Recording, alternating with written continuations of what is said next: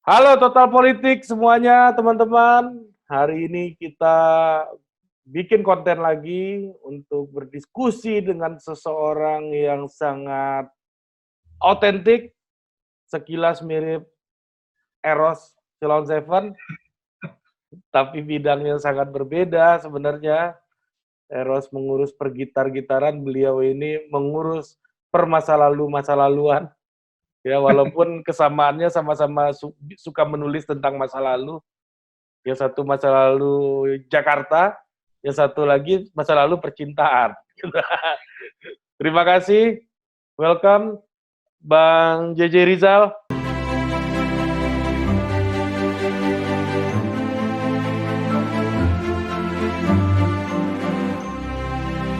Terima kasih Bang. Ya, terima kasih.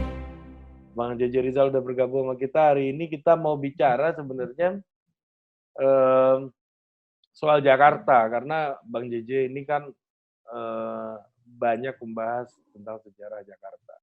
Bang, mulai pertanyaan pertama Bang. JJ itu kepanjangan apa Bang? Enggak. Gue bercanda. Ya, itu nama saya seperti banyak nama orang Betawi, juga orang Jawa ya. Itu emang cuma sepotong, nama saya Rizal. Oh, saya anak pertama dari keluarga mualim Betawi yang menikah dengan keluarga jago Betawi. Jadi dalam struktur sosial orang Betawi itu di atas tuh mualim atau kiai begitu ya kalau bahasa sekarang. Yang kedua tuh jago, yang ketiga ulun, orang biasa. Nah, jadi dalam perkawinan itu ada semacam perjanjian bahwa kalau nanti lahir cucu pertama, itu yang berhak memberi nama adalah si mualim. Jadi saya anak pertama. Maka dikasihlah nama saya Rizal. Ar-rijalu qawwamuna 'alan nisa, dari kutipan itu tapi cuma dicomot Rizalnya, artinya anak laki-laki. Nah, waktu SD guru saya itu orang Minang, orang Padang. Dia bilang, ini nama apa nih, jelek sekali namanya Rizal, pakai DJ lagi, Rizal gitu kan, kampungan banget katanya. Maka dia tulis di papan tulis pakai Z, Rizal. Nah, kan mayoritas orang Padang namanya Rizal, pakai Z. Jadi karena sekolah itu adalah institusi masa depan dan orang akan takut kalau nggak punya masa depan, maka digantilah nama saya itu dengan menggunakan Z. Jadi nggak ada artinya, nggak jadi lagi anak laki-laki. Tapi di kampung, saya lahir di Kampung Tanjung Duren, itu saya dipanggil JJ. Jadi suatu saat saya diminta menulis kolom di sebuah international magazine namanya Musonhet Indismanblad di Belanda. Jadi saya menulis kolom sejarah Betawi, Jakarta, Batavia, Tempo dulu. Tapi mereka pengennya mikrohistori, sejarah kecil, misalnya sepatu, potongan rambut, sendal, copet, nasi goreng, kayak gitu-gitu, ikan asin, kayak gitu-gitu loh. Mereka pengen ceritanya yang kayak gitu. Nah, saya dikontak, dihubungi, ditanya. Dalam beberapa pertanyaan, salah satu pertanyaannya adalah, mana namanya kenapa cuma sepotong Rizal? Mana Nong, mana Prenong, mana nama benar, mana nama keluarga? Saya bilang, saya nggak punya nama keluarga, nama saya Rizal. Sudah cukup Rizal. Saya bilang, Soekarno aja namanya cuma Soekarno, sepotong. Itu pendiri bangsa saya. Kalau saudara minta saya ada nama keluarga, maka Anda seperti minta Soekarno ada nama keluarganya. Tidak bisa, itu penghinaan, gue bilang begitu.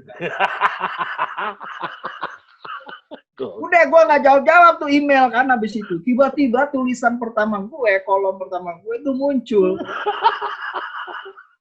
Iya, di Musonhet Indismanblad itu muncul dengan nama JJ Rizal. Gua waktu itu udah mulai nulis di Kompas, di Tempo, namanya Rizal, nggak pakai JJ. Tapi begitu gue baca, keren juga ya namanya JJ ini. Gokil. Ya kan? Ya. Gue balas lah email. Nah, waktu itu di sana penanggung jawabnya tuh namanya Siorbo, salah satu anggota redaksinya si Mulson Hantimis Manblat ini. Siors, kenapa kasih nama saya JJ di depannya? Kata dia kan bilang ini, gue kan pernah nginep di rumah lu selama 2 bulan. Jadi dia pengen jadi orang kampung, ngerasain suasana kampung Betawi, dia nginep lah 2 bulan. Kan waktu saya nginep itu kamu dipanggil, J, kemana J? Itu temen lu si Melek kemana? Melek katanya susu, karena kulitnya putih banget kan si Belanda kayak susu. Dipanggil si Melek mau kemana itu katanya. Nah kamu kan dipanggil JJ katanya. Jadi saya pakai aja namanya JJ, tapi tanpa titik. Kenapa kayak kalau pakai titik? Ya kalau pakai titik kan dalam bahasa Indonesia artinya akronim, singkatan.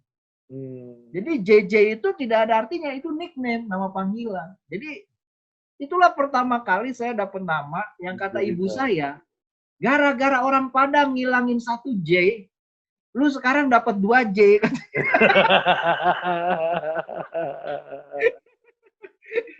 Ini ceritanya mirip-mirip sama Mingke juga ya Bang ya? Tapi Ya, Mingke kalau dikasih bukan, Belanda. penghinaan ya kalau Penghinaan. Jadi ya sejak itulah saya menggunakan nama JJ Rizal dan selalu ada pertanyaan kayak lo nanya itu. Iya, di mana-mana di Twitter sampai hari ini juga masih ada buat. Iya. Waktu live sama Valdo itu gue lihat, Bang JJ itu apa Bang, masih ada. Oke Bang, jadi menurut Bang Rizal, wajah Jakarta ini kita di Jakarta itu kan selalu merasakan apa itu krisis tuh orang Jakarta yang pertama ngerasain. Karena bagi saya dan studi yang saya lihat, krisis itu kan sangat terminologi politik. Sangat political terminology dan yang didefinisikan oleh institusi politik itu pemerintah negara. Walaupun kejadiannya di Papua, walaupun kejadiannya di Aceh, walaupun kejadiannya di Tim-Tim, tapi yang namanya krisis itu didefinisikan dari Jakarta. Nah, dari zaman Hindia Belanda, Bang, sebagai sebuah institusi administratif, Jakarta sudah ada. Apa isu pertama yang dianggap sebagai krisis gitu? Mungkin dari Hindia Belanda, mungkin dari Indonesia udah merdeka, Bang. Nah, kalau kita bicara krisis pertama ya, mungkin kalau kita bicara tentang Jakarta misalnya gitu. Ya. Itu ada 2 periode Hindia Timur dan Hindia Belanda. Ini berbeda. Hindia Timur itu masa ketika dikuasai oleh VOC, sebuah perusahaan dagang, sebuah perusahaan multinasional termasuk salah satu yang pertama dan terbesar, yang modalnya dianggap seperti Microsoft sekarang lah gitu. Ya. Itu masa Hindia Timur. Lalu bubar, diambil alih oleh negara. Mulailah masa Hindia Belanda. Tapi perilakunya dua-duanya sama. Sama. Mahkotanya adalah modal investasi. Kepentingan mereka adalah dagang, kepentingan mereka adalah ekonomi. Jadi ketika ada krisis, kita harus baca krisisnya ini harus berdampak pada ekonomi. Basis dasar mistar ukurannya itu harus ekonomi dulu. Misalnya ini zaman wabah ya. Di masa Hindia Timur, di masa VOC, perang-perang itu bukan krisis. Itu olahraga aja ya. Perang itu bagian dari ekspansi modal. Ya. Jadi justru itu akan membawa surplus. Ya. Bukan krisis bahwa mereka modalnya berkurang, iya. Tapi krisis tidak. Ya anggap aja habis ini dapat tanah baru lagi gitu habis perang. Ya. Misalnya VOC itu dianggap bangkrut, tapi tidak krisis. Kenapa? Karena dia punya modal dalam bentuk geografi yang sangat besar. awal dari kolonialisme Belanda, itu modalnya diberikan oleh VOC. Dalam bentuk apa? Geografi yang luas, yang kemudian disempurnakan dalam waktu yang singkat oleh pemerintah Hindia Belanda, maka jadilah Pax Nederlandica, apa yang kita kenal sebagai Indonesia sekarang. Ya, itu berkat VOC. Krisis itu sekali lagi harus menyentuh ekonomi mereka. Nah, wabah itu salah satunya yang bisa membuat krisis. Ya, misalnya awal di Batavia, ini masih Hindia Timur nih. Ini Hindia Timur. Ketika ada wabah malaria, itu pemerintah Hindia Timur, gubernur jenderal ke gubernur jenderal itu gagal menangani. Dan mereka tidak mampu lagi melakukan ekspansi. Bayangin, tidak mampu lagi melakukan ekspansi. Artinya, tidak bisa lagi melakukan ekspansi modal. Ya. Terus yang kedua, mereka bukan hanya tidak lagi mampu melakukan ekspansi, mereka juga dipaksa untuk meninggalkan kota yang mereka dirikan. Kota Batavia itu harus mereka tinggalkan dan mereka dipaksa pindah. Jadi kota awal Batavia yang sekarang disebut sebagai kota tua, itulah kota pertama dari imperium dagang VOC yang besar. Itu ditinggalkan. Mereka pindah lebih ke selatan, ke kawasan yang sekarang kita kenal sebagai kawasan Gambir, Menteng, kawasan elit Indonesia hari ini. Namanya disebut Weltevreden, artinya sangat memuaskan. Karena di kota yang lama itu tidak sangat memuaskan. Itulah yang menyebabkan secara ekonomi VOC itu stagnan, flat, tidak mampu berkembang. Keuntungannya merosot besar. Nah pertanyaannya lah, mengapa sampai wabah bisa membuat seperti itu? Karena VOC itu basis struktur pendukung dasarnya itu orang-orang dari berbagai bangsa yang mendaftar di company dan mau menjadi abdi company. Jadi ini sebuah perusahaan yang merekrut orang dari seluruh Eropa, jadi berbagai bangsa datang. Tapi bayangin, ketika mereka tiba dan didatangkan dengan ongkos yang sangat mahal, belum lama mereka sampai, mereka pada mati. Jadi tidak ada tenaga kerja yang dikirim itu tiba sakit dan mati. Dan tidak diketahui sebab musabab kematiannya pada saat itu ya, malaria belum diketahui dari mana asalnya. Oh ini masuk negara mereka kemudian menyalahkan. Masuk negara tropik nih ya ceritanya Bang ya.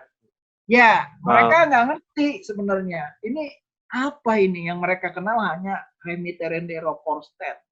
Itu apa? Demam maut. Oh, demam mati mendadak.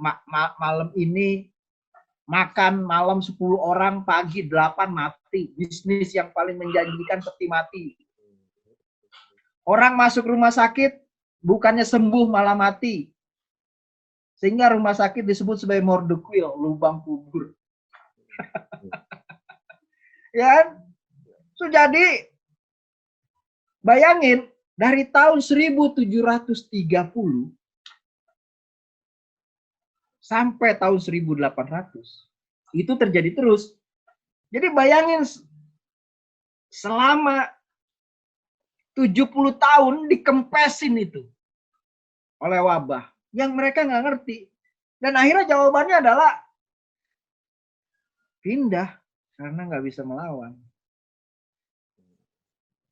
Nanti obatnya yang namanya kina baru ditemukan pertengahan abad 19, 1850-an ketika Yung Hun datang. Itulah krisis pertama yang bisa kita lihat itu membuat krisis, beneran krisis. Karena apa? Karena ekonomi itu nggak bisa jalan. Itu 70 tahun ya Bang ya? 70 tahun dihantam itu nggak berhenti-berhenti. Dipaksa mereka pindah. Ekonominya surut. Kapal-kapal tidak bisa berlayar karena tidak ada orang yang bisa membawa kapal itu. Dan tidak ada awak yang bisa membawa kapal itu. Bayangin coba. Jadi orang kaya jadi miskin. Karena mayoritas pegawai POC kan korup ya. Uang korupsinya itu harta benda perdagangan pribadi mereka harus dibawa kan ke negeri induk. Pertama karena mereka mayoritas tidak mampu membangun imunitas kan. Hanya sebagian saya mampu. Nah, inilah menurut saya krisis pertama yang bisa mengajarkan kita bahwa yang disebut krisis itu selalu berkait dengan ekonomi dan akhirnya baru merembet ke politik. Karena hanya uang yang bisa membeli kekuasaan politik. Itu sebenarnya. Sampai akhirnya yang menyudahi ini adalah keputusan politik. Ketika negara mengambil alih perusahaan ini dan sampai VOC pindah tangan ya waktu itu ya Bang berarti ya? Iya, jadi VOC ini udah give up. Karena secara ekonomi kita tidak lagi mampu. Selain nanti ada urusan perang ya. Dan nggak lama kemudian 1825 itu ada perang besar di Jawa. Ya, perang Jawa. Perang di Ponorogo. Yang salah satu penyebabnya juga itu wabah dan krisis pangan ya. Nanti setelah perang di Ponorogo baru ekonomi bisa berjalan. Sekali lagi krisis itu menyelesaikan adalah politik. Dan politik itu berkaitan dengan bagaimana ekonomi itu harus bisa hidup. Muncul sistem baru yang namanya tanam paksa. Inilah yang membuat surplus besar. Naik lagi rebound ya ini ya, VOC. Ya, bukan hanya reborn pemerintah Belanda, malah mereka surplus. Ya. Dan nggak mungkin ada Belanda hari ini tanpa surplus itu. Tanpa surplus ekonomi dari sistem tanam paksa. Keuntungan mereka itu hampir 900 miliar juta gulden. Itu kalau dikalkulasi sekarang sekitar 800 berapa miliar gitu. US dollar. Gede banget ya. Iya. Artinya itulah penyelamat dari pemerintah Belanda sehingga mereka secara politik aman, mereka mampu membawa kesejahteraan, mereka mampu mereklamasi kawasan-kawasan mereka menjadi lebih, mereka yang terpenting mereka mampu membangun industrialisasi sehingga menjadi negara modern. Sebaliknya di negeri jajahan itu pemiskinan yang luar biasa.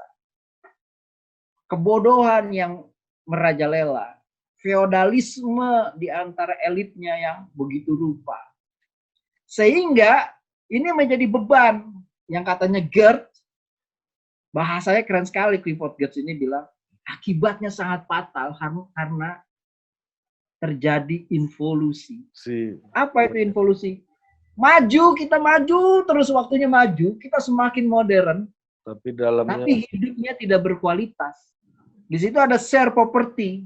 Kayak sekarang begitu ya, kalau lo susah, pulang kampung aja, atau mudik. Beda nggak? Pulang kampung sama mudik tuh sama apa beda tuh? Jadi pulang kampung aja atau mudik, karena apa? Karena di kampung nanti kita akan berbagi. Jadi prinsip ini digunakan juga oleh pemerintah. Jadi pilihan-pilihan menghadapi krisis, misalnya hari ini kalau masalahnya kita anggap krisis wabah ini kan kayak gitu ya. Pilihan PSBB itu kan juga menggambarkan basisnya, mistarnya, politik itu ya ekonomi. Gimana caranya supaya kita nggak nanggung hidup Orang. seluruh rakyat Indonesia, atau paling tidak Jakarta, atau paling tidak Jabodetabek, maka pilihannya nggak lockdown. Pilihannya adalah PSBB. Lalu muncullah retorika-retorika aneh, yang salah satunya mencuat dalam kasus apa bedanya mudik dengan pulang kampung gitu. Itu kan retorika politik untuk kepentingan ekonomi sebenarnya. Yang basisnya sebenarnya itu warisan kolonial. Share property itu, berbagi kemiskinan itu. Jadi kampung itu, keluarga itu akan menanggung. Udahlah, kalau ada telur 1, kita bagi 7. Ya. Itu yang namanya share property, ya kan? Mangan orang mangan, sing penting kumpul. Itu namanya share property. Dan basisnya itu sekali lagi seperti saya katakan adalah krisis yang panjang. Itu harus dilihat bukan krisis politik tapi krisis ekonomi. Apa sejarah mikronya, Bang, di situasi kayak gitu dulu, Bang? Kalau Bang Rizal lihat. Ya, kalau sejarah mikro misalnya, dan kalau kita buka misalnya buku sejarah nasional Indonesia, itu hampir tidak ada sejarah mikro. Oh iya. cerita jagoan semua, Bang. Sejarah wabah begitu di dalam sejarah nasional Indonesia. Nggak ada. Meskipun ada jutaan orang yang meninggal ya, malaria di Batavia. Itu 70.000 orang. Itu angka paling kompromis di rumah sakit Eropa aja. Belum di luar itu ya. Lalu kolera 1821. Itu 95.000 orang, 7% dari penduduk Jawa. Plus Spanyol 1918. Itu korbannya angka paling kompromi 1,5 juta orang. Tapi pertanyaannya adalah sejarah ini ada tidak di dalam sejarah nasional Indonesia? Tidak ada. Bahkan studi tentang wabah dan akibatnya itu gampangan nyari kuntilanak daripada nyari studi sejarah. So, jadi inilah yang disebut sejarah mikro sebenarnya semacam ejekan karena mereka sebenarnya tidak mikro. Mereka besar. Di situ ada ketidakadilan kan sebenarnya. Ada satu unsur dari sejarah kita yang besar itu hilang, dihilangkan maksudnya, disembunyikan, dilenyapkan, dilupakan begitu. Nah, bayangin kalau hal ini terjadi, otomatis kan kita tidak bisa belajar. Ya, benar. Itu yang membuat kita gagap hari ini. Apa yang tadi kita diskusikan itu kan menggambarkan. Itu kita kan bisa lihat sebenarnya masyarakat itu tidak dipikirkan oleh kekuasaan. Kekuasaan berada di ruang yang berbeda, walaupun kita bisa lihat kayak akuarium menyatu gitu, tapi di dalamnya tuh ada kaca, ada sekat yang membuat mereka sebenarnya steril begitu. Dari persoalan-persoalan wabah ini.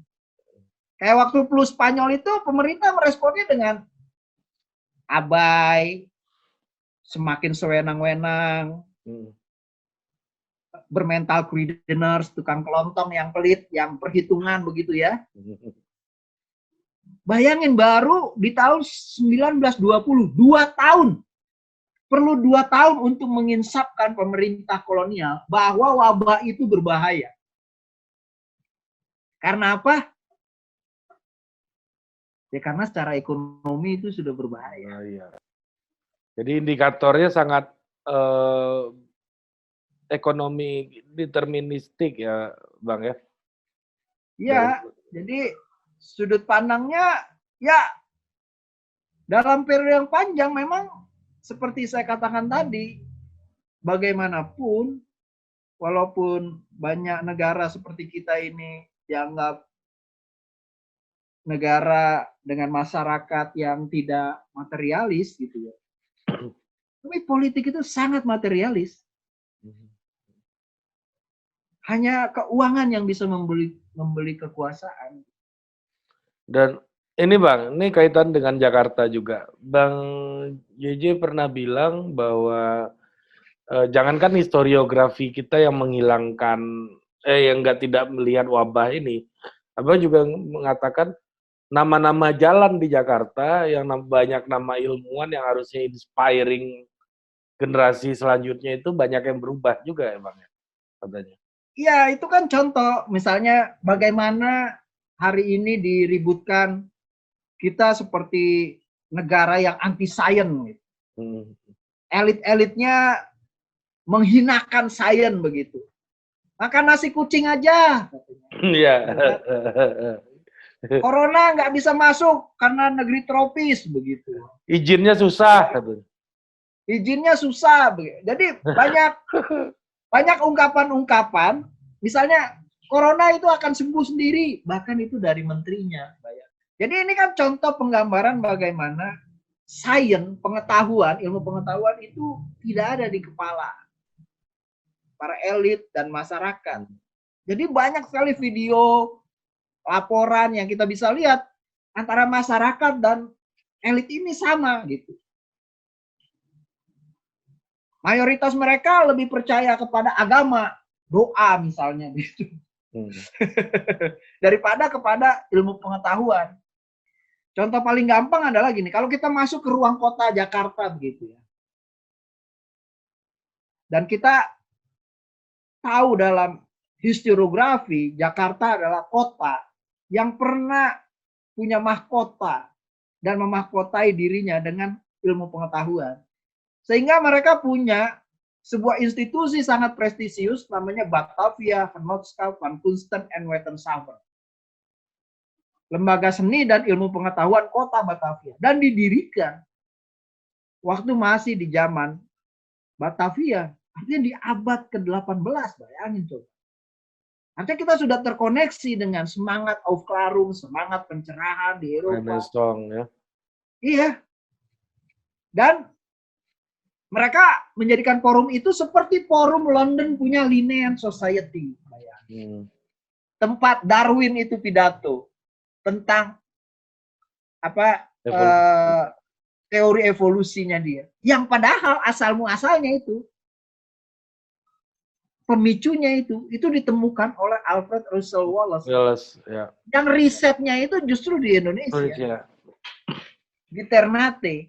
Tebel itu bukunya itu. Iya. Tapi kan sejarah ini hilang, tidak ada penandanya. Lalu sekarang kita pergi ke jalan-jalan sebagai penanda begitu ya. Ada gak sih jalan Ekman? Ekman ini kan saintis besar yang mendapatkan hadiah Nobel. Karena menemukan vitamin untuk beri-beri kan. Dulu di masa Hindia Belanda, orang itu bersyukur, berterima kasih karena itu memahkotai satu jalan dengan nama Ekman. Bahkan dibuatkan taman. Ada taman Ekman, Ekman Park. Tapi sekarang pertanyaan saya, di mana jalan itu? Di mana taman itu? Udah nggak ada. Lalu, apa ada jalan Alfred Russel Wallace di Jakarta? Tidak ada. Apa ada jalan Yung Hun di Jakarta? Tidak ada. Dan kita bisa sebut hampir mayoritas jalan-jalan di Jakarta itu tidak ada nama saintis. Jalannya jenderal mulu. Gatot Subroto gitu. Artinya yang diagungkan itu fisik. Otot, bukannya otak. Jadi inilah wajah kita bisa baca melalui ruang kota. Ruang kota kita itu nggak mengajarkan kita menghormati sains. Mengapa kita tidak menghormati sains? Dan bagaimana melihat dengan mudah kita tidak menghormati sains? Kita bisa masuk ke kota dan lihat bahwa tidak ada nama saintis yang menadi nama-nama jalan. Sehingga tidak memberikan inspirasi. Kan kita bisa menggunakan apps sekarang kan. Kita buat sistem, pemerintah kota bikin sistem. Jadi kalau kita lewat satu jalan, misalnya namanya jalan Ekman. Begitu kita lewat, orang yang mengunduh apps ini akan dapat informasi Eijkman adalah Ya, ya. Bayangin kalau kita bikin tour bersama anak-anak sekolah, ikut naik bis wisata Jakarta itu, kan ada bis kan? Bisnya itu lewat, nggak usah pakai keterangan, buka apps saja semua. Layarnya apps-nya itu dalam mobil dibuat besar, atau mereka bisa lihat dua di HP mereka dan di layar itu. Begitu lewat jalan Eijkman, bunyilah tuh Eijkman itu siapa. Begitu lewat jalan Rumah Sakit Cipto, bunyilah Cipto Mangunkusumo itu siapa. Sebagai saintis ya yang turun langsung. Jalan rumah wabah. Cipto itu jalannya apa, Bang? Apa? Nama jalannya apa tuh? Salemba Raya. Jalan Salemba Raya. Oh iya, Salemba Raya ya. Rumah sakitnya yang namanya Cipto. Iya ya. Apa susahnya sekalian aja ya Jalan Cipto ya? Ya enggak juga, itu juga penting.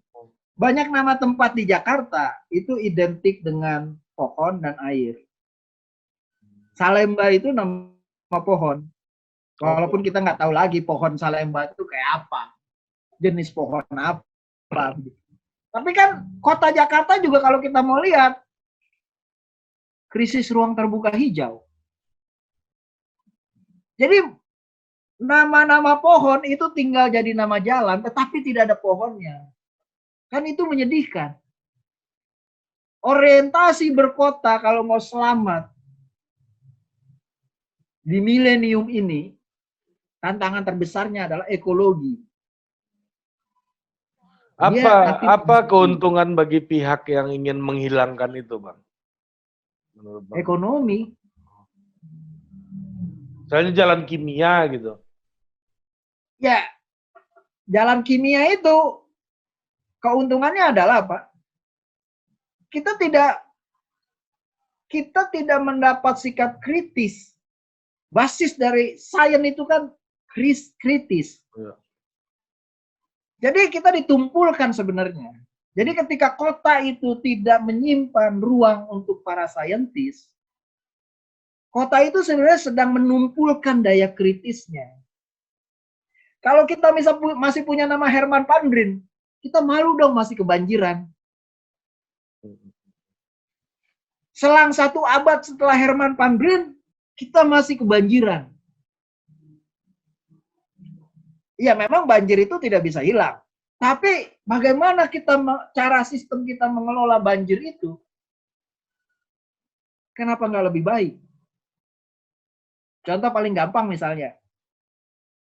Kita sampai hari ini masih menggunakan pendekatan infrastruktur.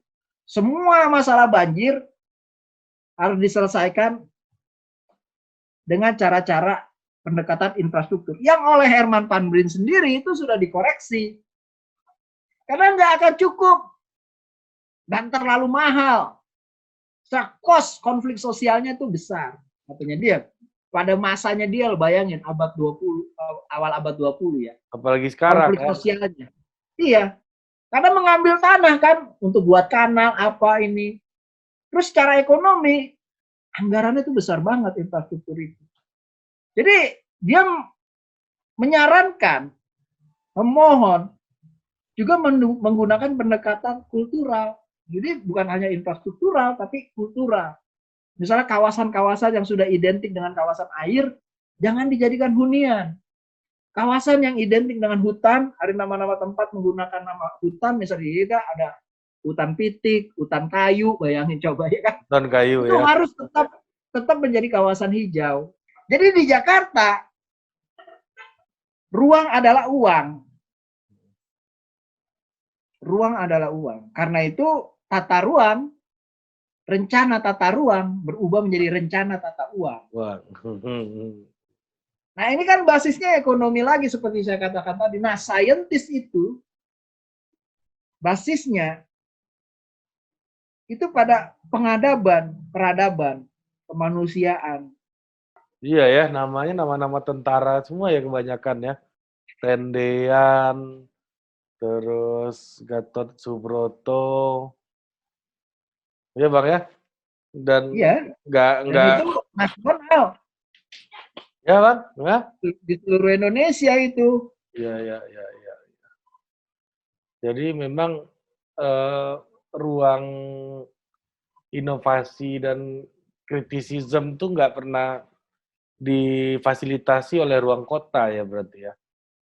Ya, karena itu akan mengganggu stabilitas bahasanya kan. Hmm. Nah, Bang, Dan stabilitas artinya ekonomi kan. ya, nah kalau setelah merdeka yang paling jelas gitu ya memperlihatkan instability itu menurut saya yang awal tuh ini ya apa namanya setelah proklamasi 65 Bang. Itu gimana situasi Jakarta ketika itu Bang? Ya peristiwa 65 ini Soekarno bilang sendiri rempel ya. Jadi riak kecil saja sebenarnya. Pram bilang tembakan kecil tapi yang berubah semuanya. Riak kecil yang mengubah semuanya. Tapi krisis ini juga menurut saya balik lagi menjadi urusan ekonomi ya. Bagaimana ekonomi itu sedemikian rupa tidak mampu berjalan, semua program yang dibuat oleh Bung Karno tidak berjalan, karena ada wabah yang kita suka lupa ya, wabah dalam tanda petik yang namanya perang dingin. Jadi orang selalu lupa untuk belajar dari peristiwa 65 itu ada efek yang namanya perang dingin. Dan ini menimbulkan goncangan-goncangan yang sangat luar biasa dan kita harus ingat bahwa Soekarno itu adalah orang yang memimpin banyak negara-negara yang baru saja dan sudah mengalami dekolonisasi yang tercermin dalam Konferensi Asia Afrika. Untuk benar-benar dihargai sebagai negara yang merdeka bahwa mereka nggak harus ikut blok A atau blok B. Mereka bisa menentukan sikap mereka sendiri. Bergaul secara wajar di tingkat internasional. Tapi dalam perang dingin ini tidak ada pilihan. Harus berpihak. Nah, ini melahirkan program-program yang di tingkat internasional itu langsung berkaitan dengan politik-politik di dalam negeri-negeri yang menjadi bagian dari orientasi politik Soekarno itu. Ya. Dan itu yang sifatnya eksternal ya. Yang sifatnya internal juga kita harus lihat bagaimana cara Soekarno berpolitik itu rawan sekali dengan ketidakseimbangan yang bisa memicu konflik besar. Nah, di situ ada paksi-paksi politik yang sangat panas dan berebut untuk mengambil peranan paling besar di sekitar Soekarno dan kalau perlu menggeser Soekarno. Nah, dan waktu itu kan Gubernur Jakarta itu Heng Ngantung ya Bang ya? Waktu itu ya? Heng itu udah ganti. 65 udah ganti ya? Udah ganti. Gubernurnya itu waktu 65 itu sudah Sumarno dan beralih ke Ali Sadikin.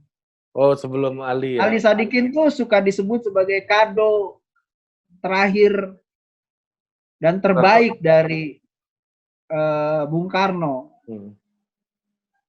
Jadi Ali Sadikin tuh memimpin di masa krisis tuh. Ya. Krisis yang mana, Bang?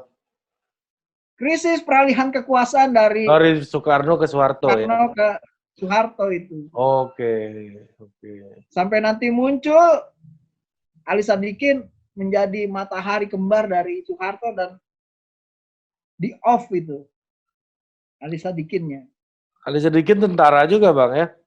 Ya. Cuman pertanyaan yang paling menarik adalah kalau kita bicara mikrohistori lagi dalam artian non faktor gitu ya. Ada setidaknya 500.000 orang yang jadi korban dari peristiwa krisis 65 itu. Tapi mereka kan nggak pernah dibicarakan. Ya. Bahkan ada yang bilang 1,5 juta orang. Sampai hari ini mereka tidak ada tempatnya di dalam historiografi Indonesia. Yang punya tempat adalah nama jenderal-jenderal yang jadi korban. 7 jenderal yang jadi korban. Yang menjadi nama-nama jalan di seluruh Indonesia. Kapten Jadi yang mengerikan dari krisis itu sekali lagi, apakah itu wabah dalam artian penyakit, apakah itu wabah dalam artian politik, ya, itu korban yang paling besar itu wong cilik, dan nasibnya sama dalam perjalanan sejarah yang panjang. Mereka dianggap nggak ada. Setelah itu nggak ada ya? Ya, kan kita tahu itu ratusan ribu meninggal, ribuan di penjara tanpa pengadilan, diambil alih hartanya, dirampas gitu. Nah, cerita seperti ini tuh tidak ada dalam historiografi kita. Nah, Bang, kalau 98 gimana Bang bedanya sama 65 itu Bang? Lihat. Ya sekali lagi ekonomi. Dalam konteks Jakartanya sendiri ya gitu loh maksudnya. Iya, saya lihat sekali lagi ekonomi ya. Yang kita tahu itu tersimbol dalam istilah Krismon ya. Waktu itu Krisdayanti kan sedang top-topnya ya. Orang bilang Krismon, Krisdayanti montok. Lalu jadi jargon nasional agar mudah diingat, diplesetin jadi krisis moneter begitu.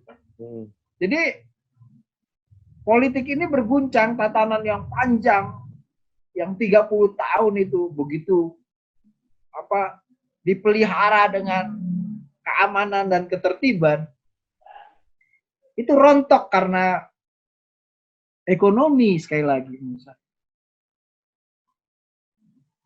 Tentara yang setia, menteri-menteri yang setia,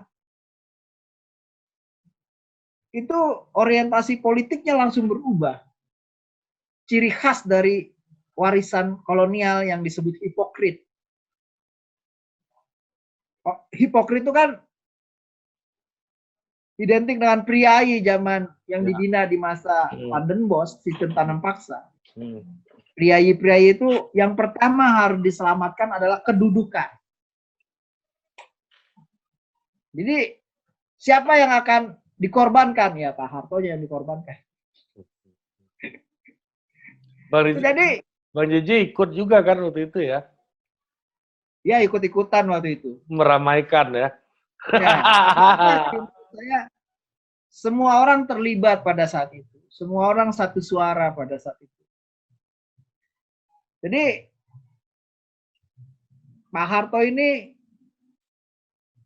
dikorbankan menjadi tumbal dan menerima semua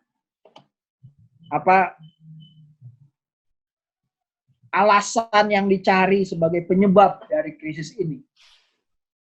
Jadi bukannya sebuah sistem yang dibangun Soeharto, tapi figur Soehartonya. Jadi dialihkan dari sistem pikiran yang sangat besar yang disebut Orde Baru menjadi figur hanya Soeharto.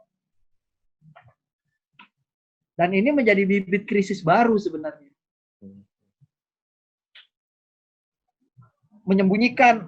Menyembunyikan faktor dominan dari yang diakibatkan oleh sebuah sistem menjadi person, itu akhirnya mewariskan sebuah krisis baru yang panjang yang kita rasakan sampai hari ini. Jadi saya menganggap, dan dalam ilmu sejarah biasanya sejarah itu berproses Dan saya menganggap hari ini bagian dari proses tahun 98 yang belum berakhir. Bang, gini Bang. Ini mungkin pertanyaan terakhir, Bang. Menurut Bang Rizal, dari semua krisis sejak zaman kolonial, ya, sampai ke 98, sampai hari ini nih, kita definisikan sebagai sebuah krisis, gitu, yang menjadi critical juncture dalam proses sejarah kita. Menurut Bang Rizal, apa yang tetap dan apa yang berubah ya dari masing-masing itu? Yang tetap dulu deh. Dari Yang tetap sebenarnya menurut saya cara kita merespon ya. Kalau kita diskusi dari awal, orang berharap pada negara, pada elit tradisional di masa Hindia Belanda bersama elit kolonial gitu ya. Lalu ketika Republik berdiri dan sampai hari ini itu bahkan di dalam amanah pembukaan undang-undang itu pemerintahan Republik Indonesia dibentuk untuk melindungi segenap bangsa Indonesia. Itu kalimat pertama yang disebutkan. Jadi ditegaskan bahwa perlindungan itu harus diberi bukan hanya rakyat meminta, tapi harus diberikan oleh negara. Persoalan besarnya adalah di masa negara Republik maupun masa sebelum Republik atau masa kolonial, itu responnya sama. Dari mana respon yang sama ini bisa muncul? Salah satunya menurut saya juga sudah ditegaskan dalam pembukaan Undang-Undang Dasar itu, mencerdaskan. Kita tidak berhasil membuat pencerdasan.